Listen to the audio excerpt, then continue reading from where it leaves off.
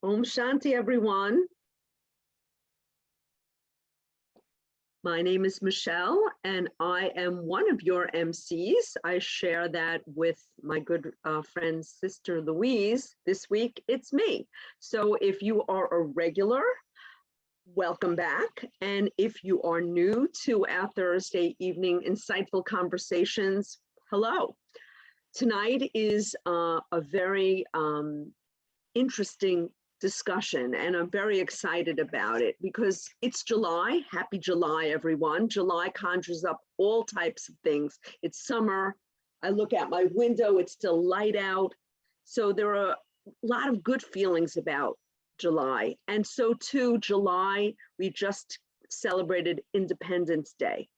And if you are American, born here or naturalized or just visiting, America stands for freedom and independence, and it's a big celebration on July 4th. And interestingly enough, it was tempered by some not such good things, but we're going to focus on the good stuff tonight, the freedom and the independence. And the subject for the month is nurturing true independence. And tonight, the discussion is about freedom of religion and belief.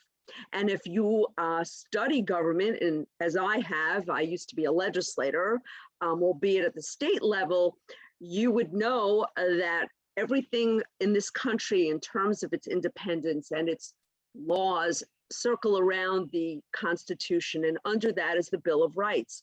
And the first Bill of Rights, the first, is freedom of religion. And with that, freedom of speech, press, assembly.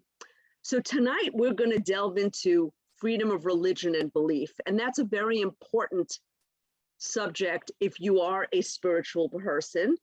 You want that ability to focus and foster your beliefs and your deep connection and not be told the dogmas of others that should be put on you. So tonight we have a wonderful speaker. And if, as I mentioned, if you're a regular, you'll know Brother Erik, because number one, he's our techie. He's the one who helps us every week and helps me certainly log on and fosters this whole conversation. So he is the wind behind this Thursday evening conversation.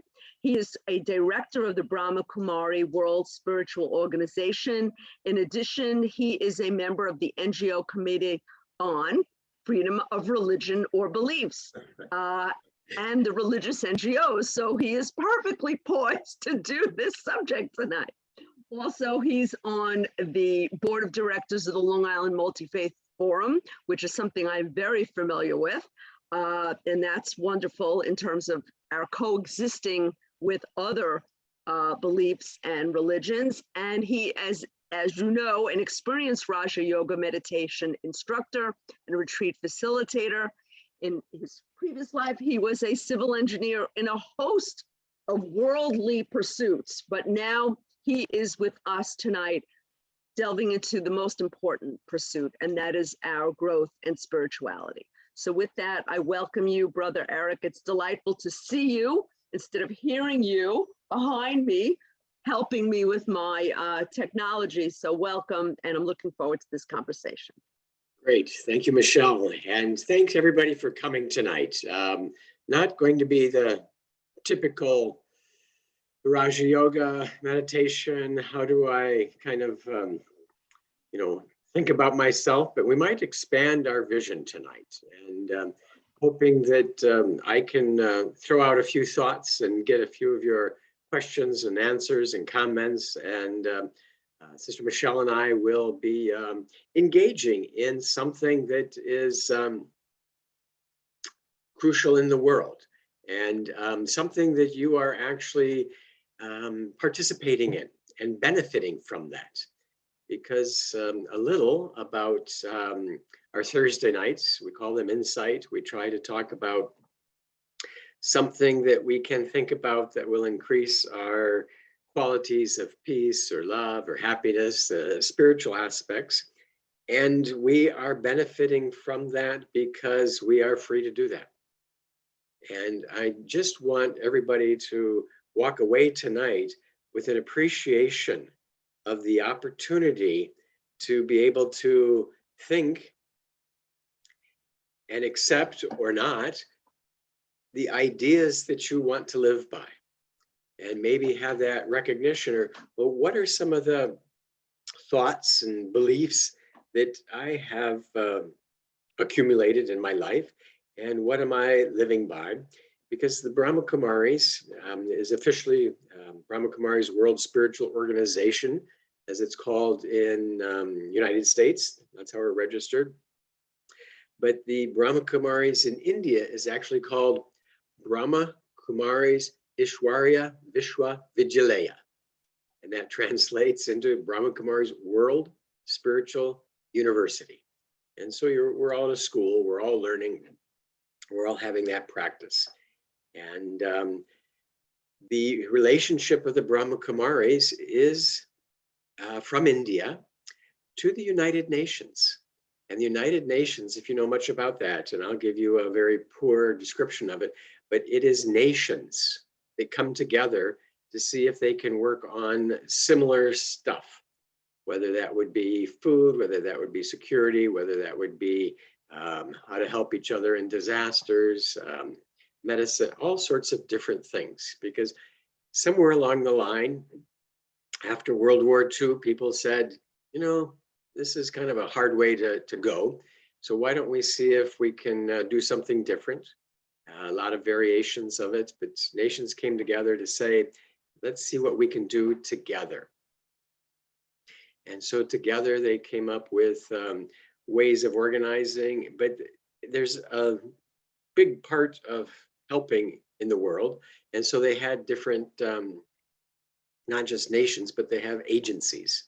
They might be called something else, but then you've got, for the children, you've got UNICEF, then you've got all sorts of help that bring things in, different things. You've got the blue helmets for security, a variety of agencies which help execute what the United Nations says they want to do. The different nations come together and say things, and then others take that. But even the agencies need help. And so they reach out to organizations, mostly nonprofits, but also they try to work with corporations that are made for profit to do things and use their expertise. And so the Brahma Kumaris has a relationship with the United Nations, bringing our spiritual perspective to issues of the world. And so that's a little setup of the connection that's there. And it's a two-way street.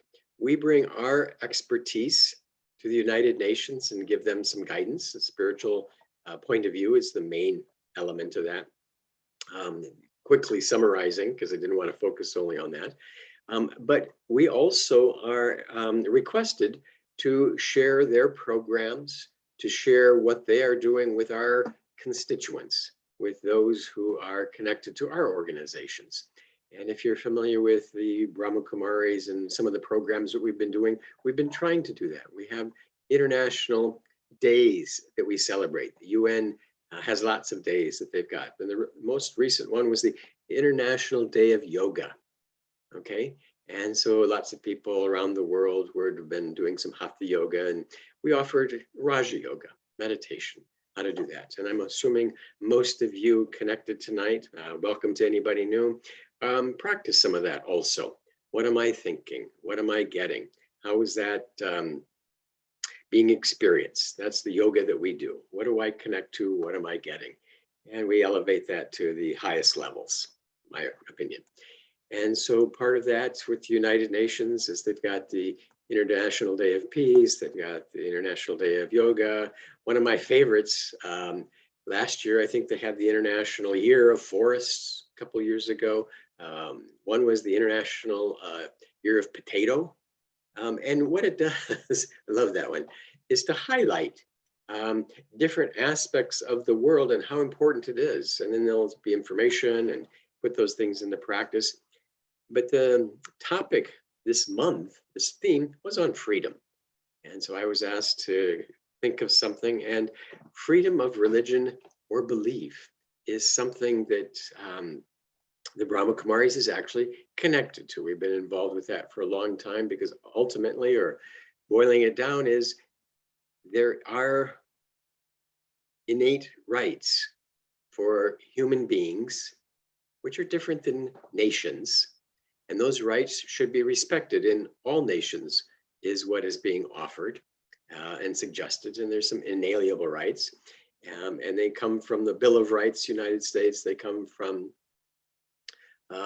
other rights. But the United Nations came up with some things. And in 1981, and I'm going to read this, there was a declaration of the elimination of all forms of intolerance and discrimination based on religion or belief.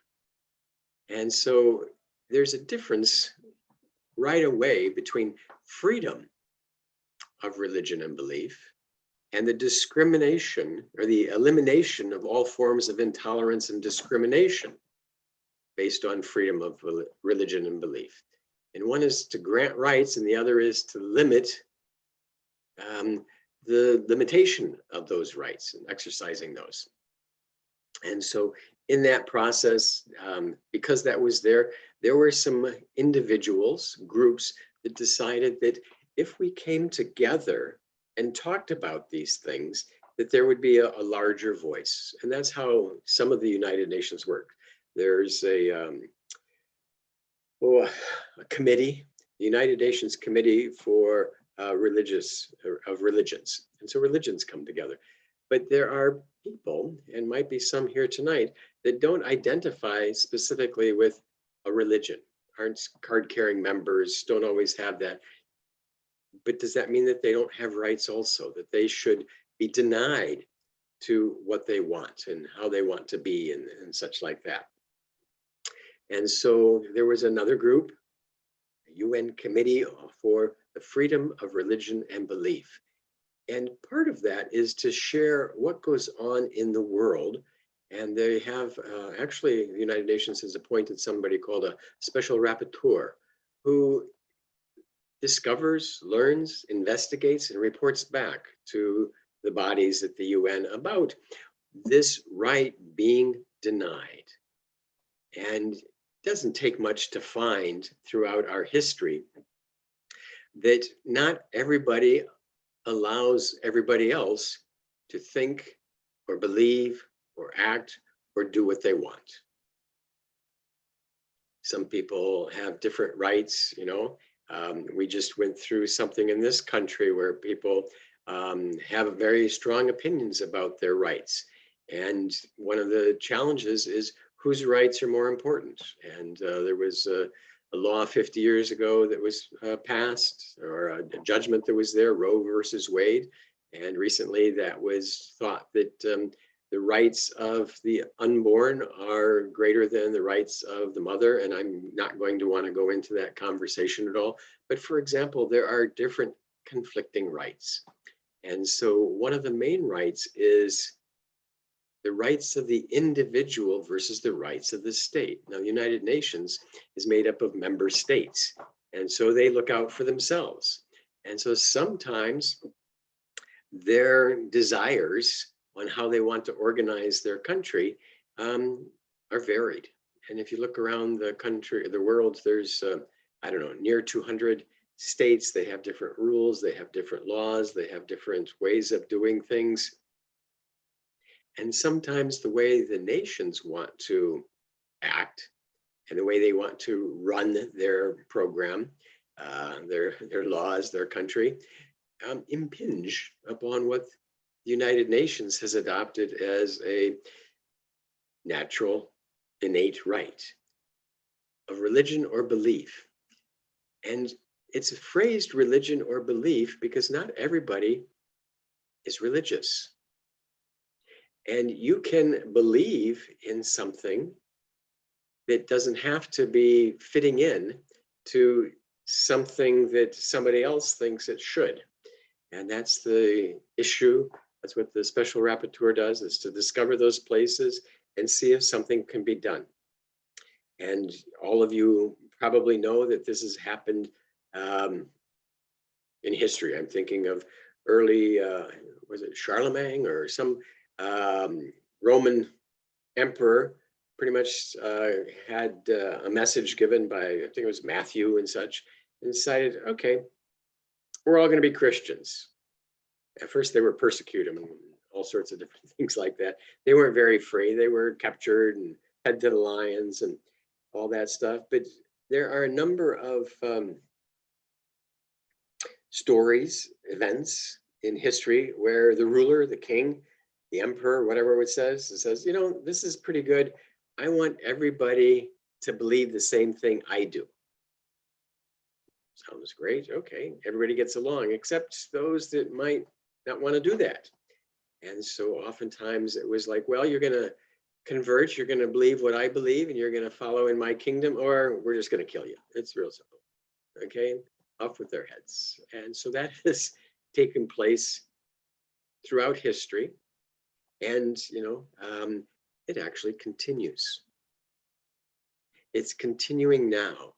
And I have had the opportunity to hear lots of little reports, little stories of how different groups around the world are still being persecuted, are still being asked to not live in a certain place and not think in a certain place, not act in a certain way, and not be involved in the activities of their own beliefs, of what they want to do. And I know I've got some friends who are of the organization, the Baha'is, and they have problems for believing certain things. What they believe goes against what others think should happen. And so they sometimes can't get jobs. Sometimes they're said they can't live in certain areas. And sometimes there's violence.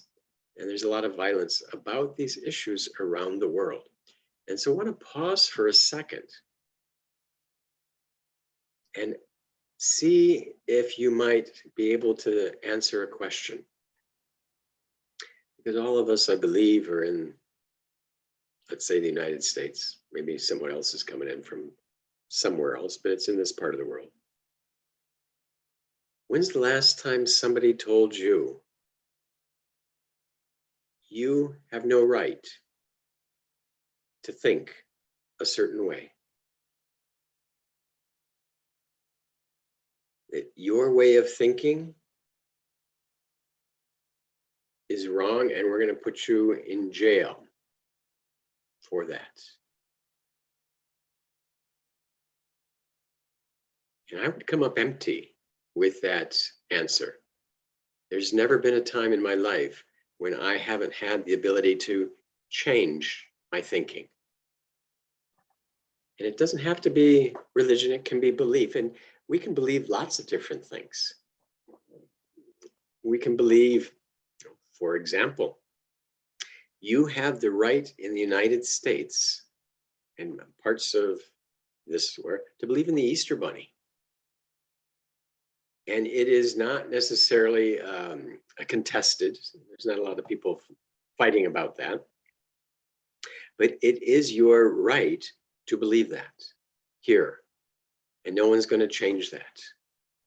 And you also have the right to believe in Santa Claus. Not that that's necessarily a profound religious belief, but here you can believe pretty much what you want. And that right is protected.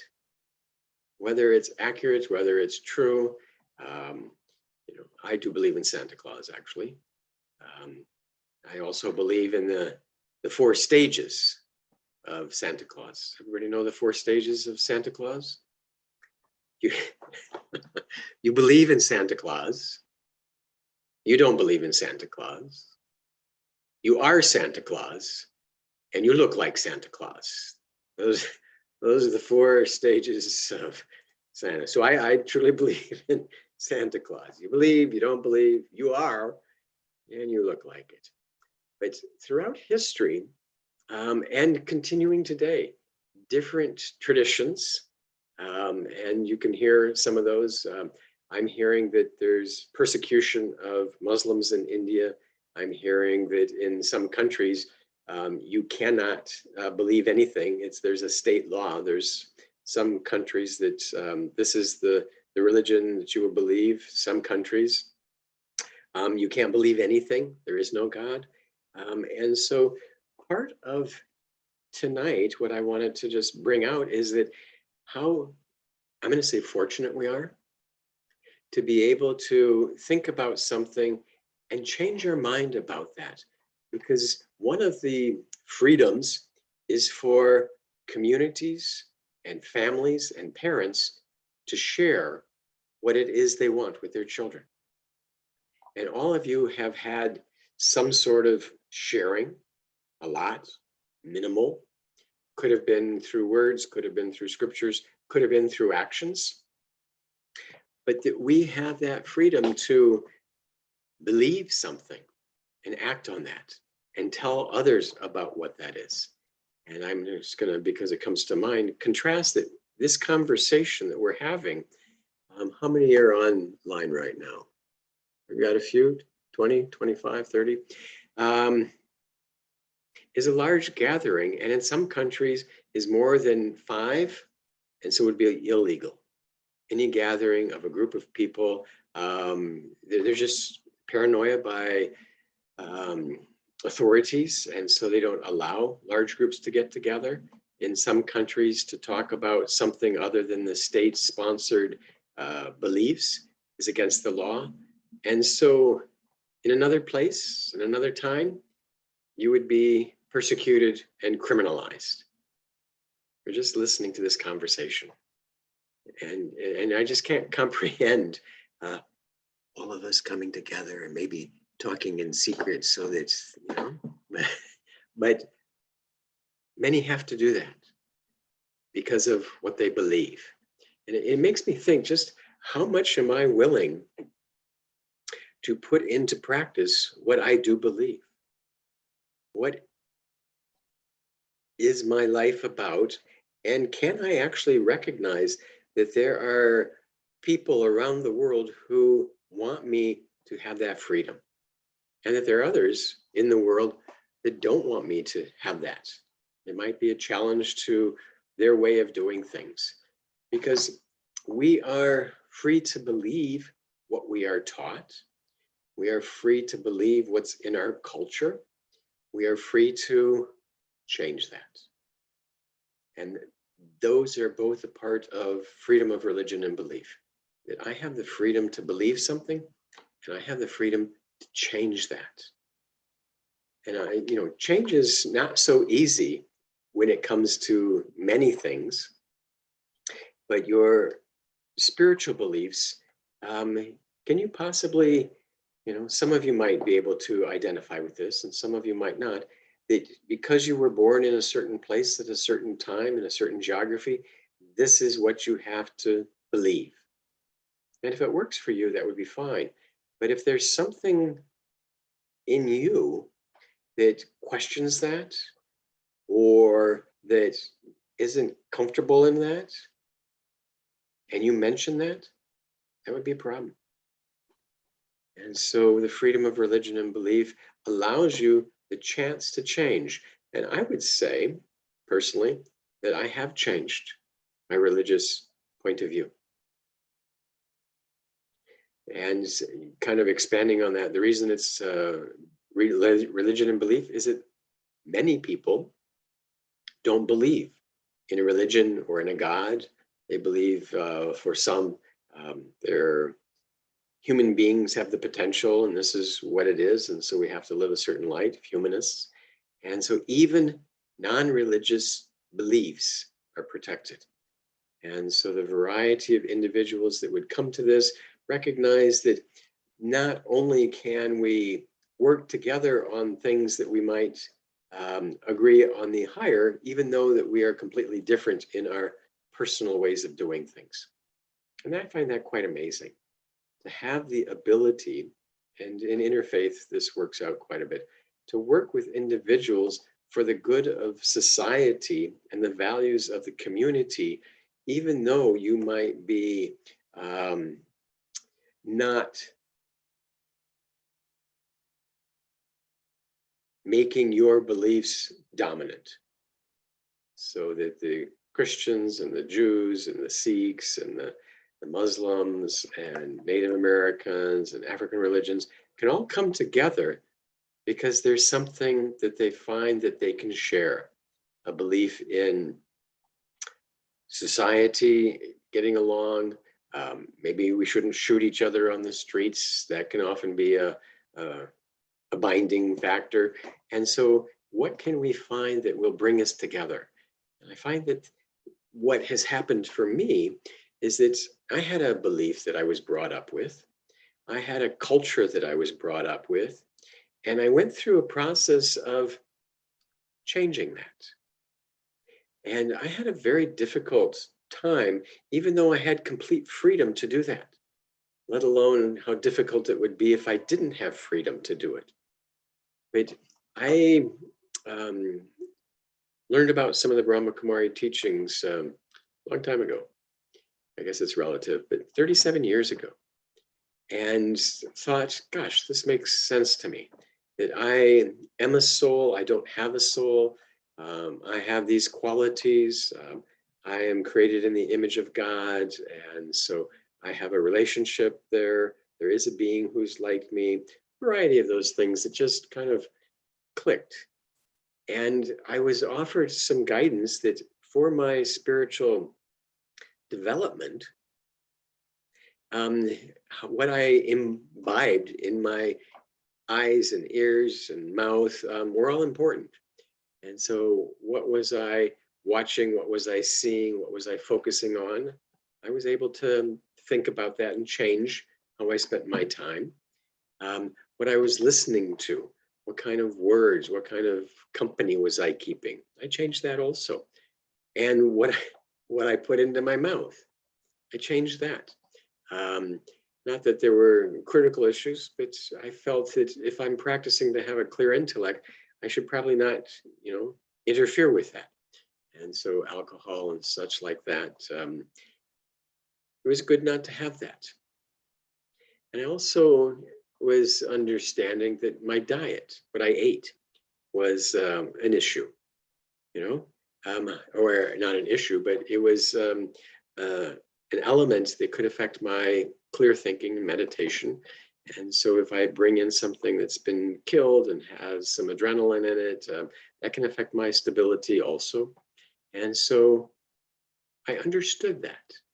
I understood that watching what I took in could affect my stability and my relationship with God. But I also understood that the culture and the belief system that I was brought up in wasn't bad. And so there was this pull to honor my culture and frankly, my grandparents and my upbringing, because they were very nice people. And they were very generous people. And they taught me many things. But they also made decisions that were right for them. And I was going to make a decision that was right for me. And so I stopped eating, became a vegetarian. And that was a part of my religious freedom. I did it more for spiritual reasons than I did for health, even though they're, I believe, combined. And you're free to believe something else. And it was interesting to think how hard it is to change the forces in our lives, whether it's what we eat or how we get together and how we celebrate. All of those things, are ingrained in us, but we still have the freedom or opportunity to be able to change that. So I changed kind of who I hung out with. I changed how I spent my time. I changed what I ate and why I did these things. And doing that on its own was actually kind of a challenge. People would say, what are you doing this for? What's happening? There was some attachment on my part. Well, this is how we celebrate Thanksgiving, or this is what we used to do at Easter. This is how we always do 4th of July. This is how we used to party with our friends in school. there was a feeling that there's power in those also. And so the power of our culture and such, even as hard as it might be to change, that's a right that we all have in this country, I believe. And not everybody has that ability. In some places, this is what you eat, this is how you do it, this is how we've done it, this is how we're always going to do it. This is how we've always done things, this is our belief, this is how you're going to do it. If you do something different, you're ostracized, you're jailed, you're persecuted. Lots of issues can come, which make it even harder. It's hard to change the forces in our lives. And so in that process, recognizing that that is a right, and somehow responsibilities come in for that too, that we are able to right now have the opportunity to think and believe and act and lead our lives on what we think is right. And when we get those experiences, we have the freedom to believe in ourselves. That there is a truth out there. There is a truth for each of us, even though it might be different. And I'm going to say that again because it's kind of mind-boggling. There is a truth for each of us, even though it might be different. That what's right for me and what's best for me might not necessarily be what it is for you. And recognizing that we can be different, recognizing that we might have a variety of different things. Is that a challenge? Is that a threat? Is that something that we should fear? Or is that something that can be embraced? Is that something that can be celebrated? And if your life is one on keeping things in a certain way, well, for your well-being or for your control of power, you might not like me doing that. So in that process, what is happening? What is going on? That when I believe in myself and I can try things, I get the experience, I get certain knowledge, and I become stronger in that. And one of the things that happens is change. This country's changing. I read something quite fascinating. It's an exaggeration, but everybody in the United States is thinking that the country isn't going the way they want it to. Whether you're right focused or left focused or this or that, everybody, is thinking that what's happening. It's not the way I want it to be. And so we can all share in the fact that no one seems to be in control. Something else is going on.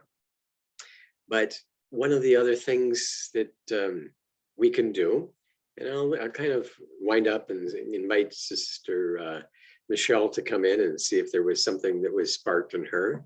Hope that works out. That's kind of how we had planned after I talked. But one of the things that I find for our freedoms is actually the freedom to listen to what God says and apply that. And God is a broad term. God is known in a variety of ways, but however it is, that freedom to believe that there is a God, that there is a supreme soul, and to follow that is quite amazing. And one of the things that I find amazing also is that what I believe now and what I follow now and what is a guiding principle for my life, no one is bothering me about it. And I just can't comprehend. We have centers in certain countries that they can't do this. They can't talk about God. They can't talk about the differences of religion. They can't proselytize, not that we do any of that anyway.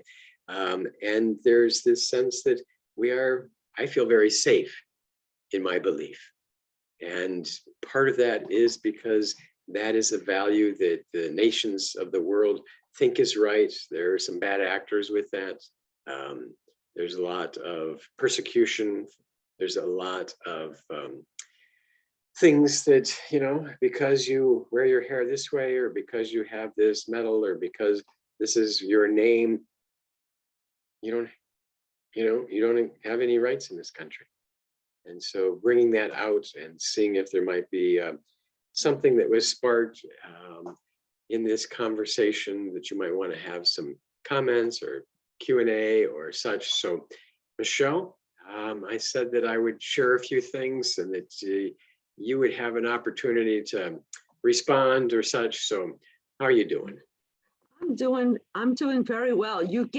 Thank you, Eric. You gave us a lot to digest. I didn't know what to expect. And now I am deep, I'm churning everything you said. As you know, I'm a creature of this country in terms of how much respect I have for it.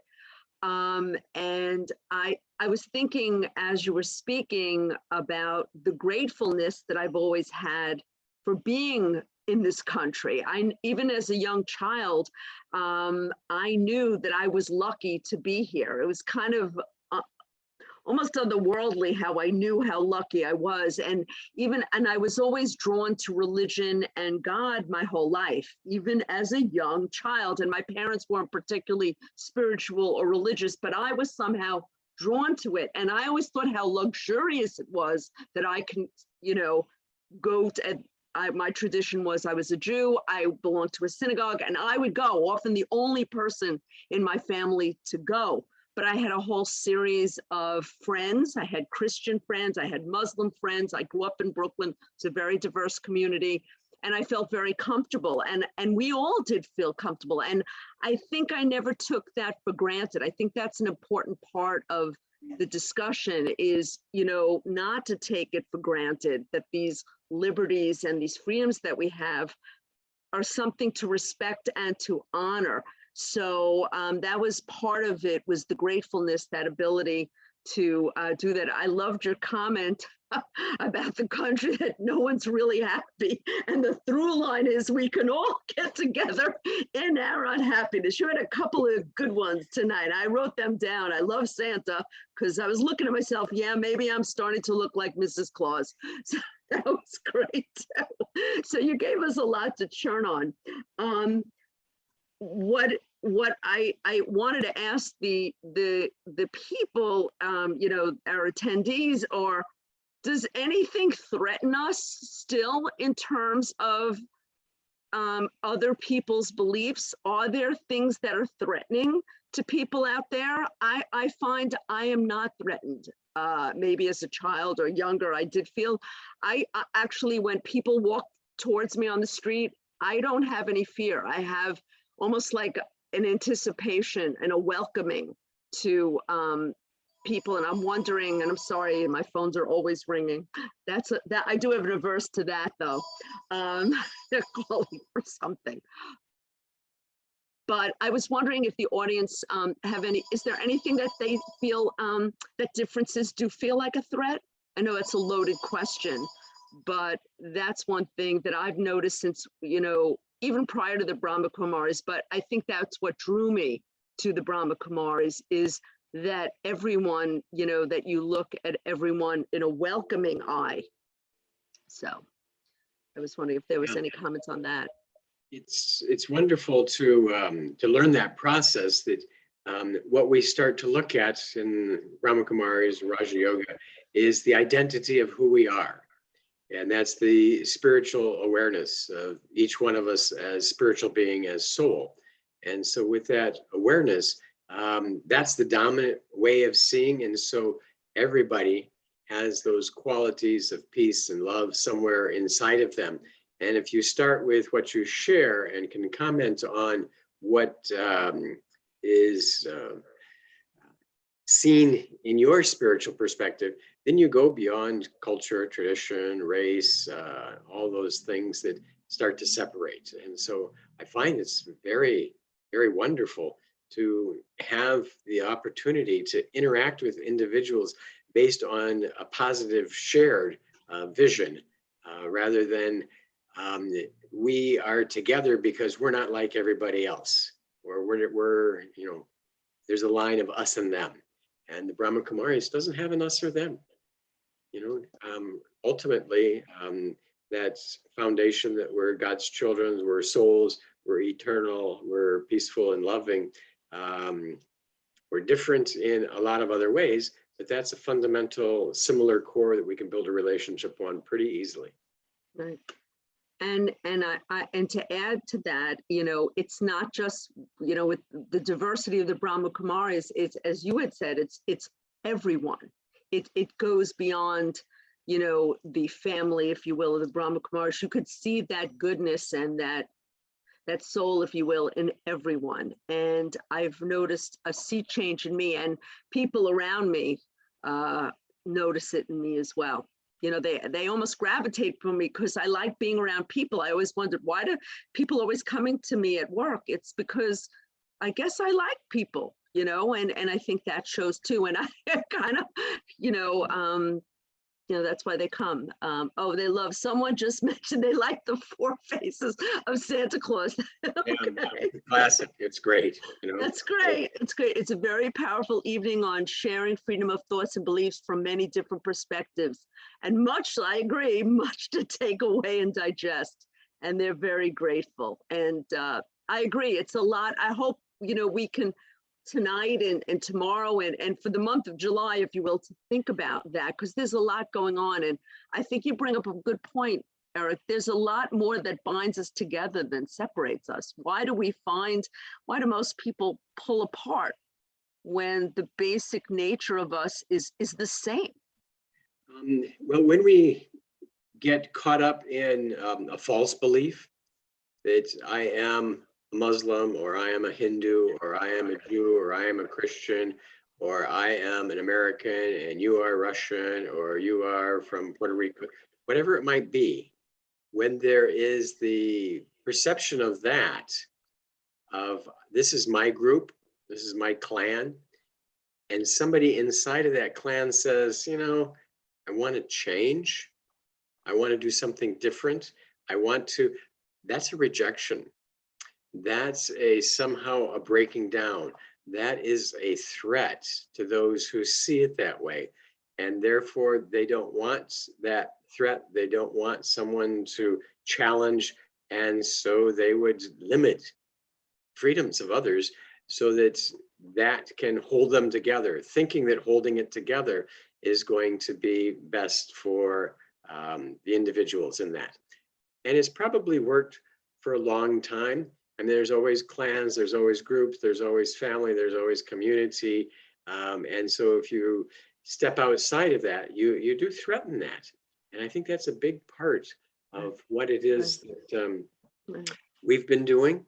In a way, for myself, I have stepped outside of my community, my upbringing, my culture, my geography, and said, there's a way that I want to. And I know that if I do it wrong, people are uncomfortable. But if I'm able to focus in on shared and appreciate them still and not make them feel like they are less or they have been left or that there's a loss, then it's manageable. But yeah, that sense that if you leave our group, you are rejecting us. And so that's not allowed. I was thinking, as you were speaking, and what binds us and what makes, why we're all basically the same. We have the same DNA, if you will, that spiritual DNA. I used to work in a hospital. I was a healthcare professional. And ironically, when you're in a hospital and you're taking care of people and you're a patient and I donate blood, I don't know where the blood's going. It doesn't, they don't look at my blood and go, oh, this is a Brahma Kumari, this is a Jew, this is a Christian. We can't use her blood. They just look at the blood type, A, O, B. And when you donate, when people, donate blood or platelets or even organs, that is the basic of who we are. We never should look. And when I was in a hospital working, I never looked at, I guess what you see in front of you. I'm going to turn on that. I'm going to meditate on that. We'll go back to when I was in the hospital.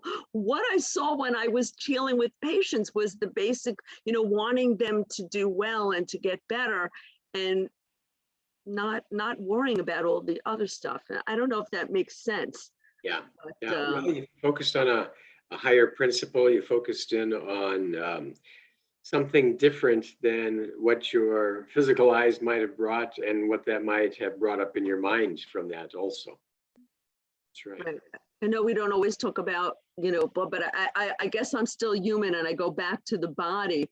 But even in giving of myself to others, I don't care. I just want to help someone by donating blood, and who cares where it goes. And that's the basic. And you don't see that, I'm blonde or I'm white or I'm black or there's nothing, that's not important. That is so not important. And so too, but it's funny, you were talking about religion, and I don't want to, I'm hoping people jump in, but even within the same religion, there are denominations. There's an old joke that there are 3 Jews on an island and they have to build 3 different synagogues because they say, I would never join the synagogue. There are 3 people, just 3 on an island with 3 synagogues because they'd never belong to that other person's synagogue. It's true. All religions have a beginning, a source, as far as I know, and all of them kind of separate or branch out. And so, some will fight. You can see the history of Europe, of Catholics and Protestants and different, beliefs and rules and why it comes up. And, religions fight amongst themselves. Religions fight against each other, internally and externally. There's lots of ways that people can find to get excited and angry and take to arms, which is and Charlemagne, which was a very good example, but a sad one for then. We could talk about karma too at another time, maybe, about Charlemagne. But this has been really, really interesting. Not what I used to, when you told me we'll have fun. It was fun, but it was very deep and very poignant discussion. I hope others agree. It's a lot to think about. And one of the things that, this is the month of independence, 4th of July. That's where the general theme came up. And I thought, well, the ability to be free and choose our thoughts is quite amazing. It truly is. Now, my thoughts and your thoughts and how we fight about those, but if we can understand that we all share that, and that, if we could get along with that understanding, it's just amazing. It really is the ability to spend the time that we want to, go around where we want to, act the way we want to, with, there's all certain guidelines that we've created. I hope we always teach driver's ed and red and green and those things. But that sense that I want to sit in the backyard of Harmony House and think of myself as an eternal being and see if I can connect with another powerful soul. No one's going to say I can't do that. And that makes me really happy. Makes me really pleased to have that freedom. I'm going to ask you a tough question now. Is freedom always free? I want to hear your perspective on that, because that's, an interesting question. Yeah. I hate to put you on the spot, but I'd be interested to know what you think. Well, it should be. It should be for everybody, but at a certain time, there seems to have been differences. And the freedoms that we would have, it comes with there's always this pairing that we're not going to get too far into. But if you have rights, you have responsibilities. And so if you have the right to think what you want, you have the responsibility to protect that. defend that, or offer that. And that's what the Committee for Freedom of Religion and Belief is about, is to follow through with commitments that people have made around the world, nations, and stop persecutions and such like that. And so we are free, but that's not the end of it. We have the ability to think because we have created a structure that allows that to happen. And it would be the same as in a family. Is it okay for kids to say what they think, but they have to feel safe to do that? And so that safety has to be created somehow. It just doesn't automatically appear. And in some places, they might not be able to say that. And so whether it's on the family level, the interpersonal level, or the national level, or the global level, there are structures that make that happen. And that doesn't mean that we have to have guns and knives and attack those who might be different. But somehow the freedoms bring in a responsibility to nurture and create that environment that can happen. And defend others, their rights to have the same as you. I think that's really the golden rule, to hope for others that what you want for yourself. And that's really, I've gone to some of these meetings, and I have a strong belief in God. And there are some there who don't believe in God. Doesn't exist. They're very comfortable in the conclusion that that's not there. And so, they have an opinion on religions, and I have an opinion on that. But we're still there to give support to the idea that each of us should have the opportunity to do what we want. That's great. That's wonderful. Well, we're winding down, and I was wondering, I don't know if there's anything in the Q&A, and thank you, Jane, for sharing. And I'm wondering if you can bring us to a meditation, Sure. Independence on. Okay. We're going to do a little reflection and see if we can, take a step into the month on this. But we'd like everybody, to do what I'm going to do, and that's to start by taking a deep breath.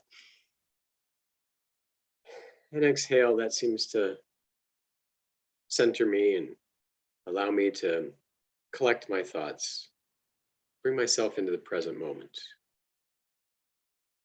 So sit where you're at comfortably and take a look at yourself.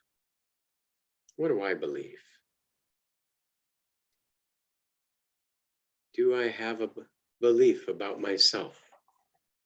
For Erik, I believe I'm an eternal soul. I believe that I have qualities, peace, love, happiness. I believe that there's a supreme soul, and I can have a relationship, Raja Yoga, with that soul. And I believe that having those thoughts empowers me.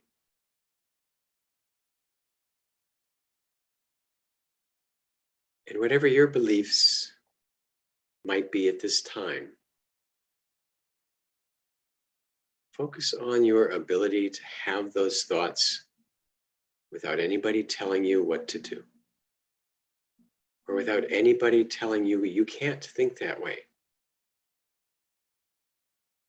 And I'm hoping all of you are in a nice place, possibly home, and just reflect on the freedoms that you have. Free to be alive, free to choose your dinner, and the freedom to think about your spiritual self.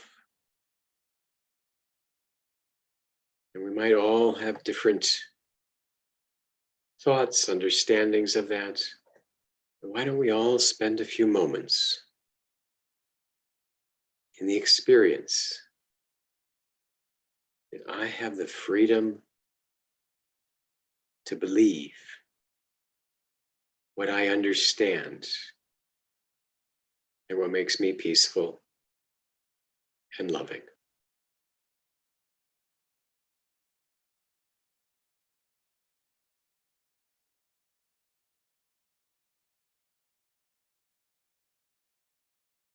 May you always recognize that things come and go, and that maybe this would too. And so each moment we can choose to think and act according to our spiritual beliefs is a blessing. And so we are all blessed. You are blessed, and live each day, I hope, as a blessing. Om Shanti.